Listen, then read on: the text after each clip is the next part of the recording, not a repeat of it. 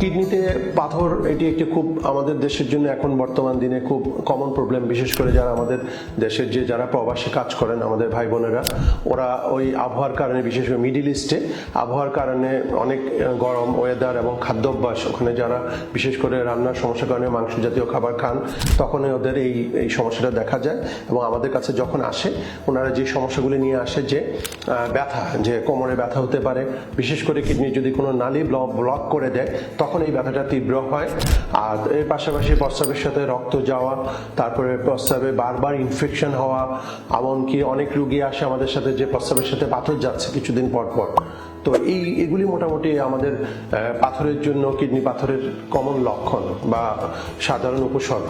আরও অনেক জটিলতাও হতে পারে, কিন্তু আমরা কমনলি এই সমস্যাগুলি ব্যথা, প্রস্রাবের সাথে রক্ত যাওয়া, প্রস্রাবে ইনফেকশন, জ্বর, কোমরে ব্যথা এবং মাঝে মাঝে পাথর বের হওয়া।